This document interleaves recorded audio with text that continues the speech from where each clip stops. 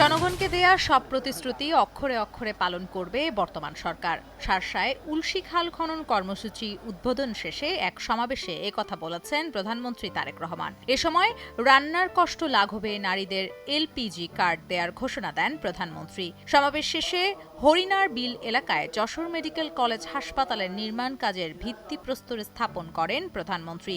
এ সময় তারেক রহমান বলেন, ১ লাখ স্বাস্থ্যকর্মী নিয়োগ দেবে সরকার, যাদের ৮০% হবে নারী। প্রধানমন্ত্রী বলেন, জনগণ সতর্ক থাকলে দেশের মানুষের ভাগ্য নিয়ে কেউ ছিনিমিনি খেলতে পারবে না।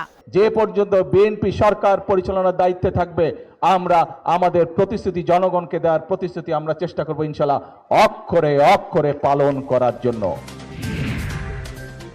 আগামী সপ্তাহ থেকে দেশের বিদ্যুৎ সরবরাহ পরিস্থিতি ভালো হবে এবং লোডশেডিং কমে আসবে বলে আশ্বাস দিয়েছেন বিদ্যুৎ, জ্বালানি ও খনিজ সম্পদ মন্ত্রী ইকবাল হাসান মাহমুদ টুকু। সিপিডি আয়োজিত বাংলাদেশ চীন নবায়নযোগ্য জ্বালানি ফোরামের আলোচনায় এ আশ্বাস দেন তিনি। এ সময় তেলের আমদানি খরচ $2 বিলিয়ন বেড়ে গেছে জানিয়ে মন্ত্রী বলেন, বিদ্যুৎ খাতে এখনও ৫৬,০০০ কোটি টাকা বকেয়া।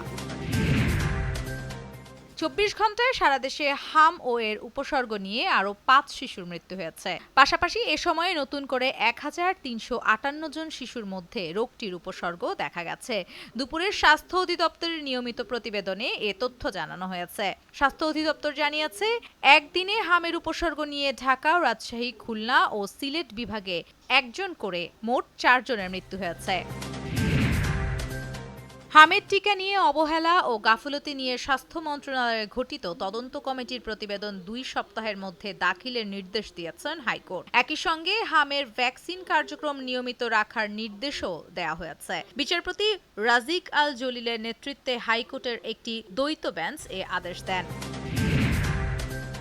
ফ্যামিলি কার্ড প্রকল্পে যেসব ত্রুটি বিচ্যুতি রয়েছে সেগুলো চিহ্নিত করে দ্রুত সংশোধনের মাধ্যমে প্রকল্পের বাস্তবায়ন আরও গতিশীল করা হবে বলে জানিয়েছেন অর্থমন্ত্রী আমির খসরু মাহমুদ চৌধুরী। সচিবালয়ে ফ্যামিলি কার্ড নিয়ে গঠিত কমিটির বৈঠক শেষে তিনি একথা জানান। মন্ত্রী বলেন, ফ্যামিলি কার্ডের জন্য প্রয়োজনীয় অর্থ বাজেটে বরাদ্দ দেওয়া হবে।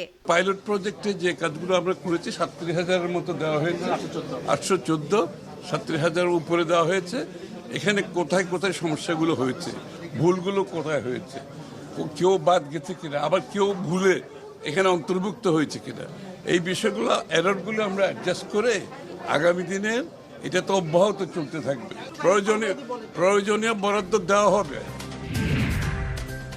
ঢাকা বিশ্ববিদ্যালয়ের থিয়েটার অ্যান্ড পারফরম্যান্স স্টাডিজ বিভাগের শিক্ষার্থী মনিরা মাহজাবিন মিমোর আত্মহত্যা প্ররোচনা দেওয়ার অভিযোগ করায় মামলা একই বিভাগের শিক্ষক সুদীপ চক্রবর্তীকে কারাগারে পাঠানোর আদেশ দিয়েছেন আদালত। সোমবার আসামিকে আদালতে হাজির করে কারাগারে রাখার আবেদন করেন মামলাটির তদন্ত কর্মকর্তা SI কাজী ইকবাল হোসেন। শুনানি শেষে ঢাকার মেট্রোপলিটন ম্যাজিস্ট্রেট মোহাম্মদ রিপন হোসেন আসামিকে কারাগারে পাঠানোর আদেশ দেন।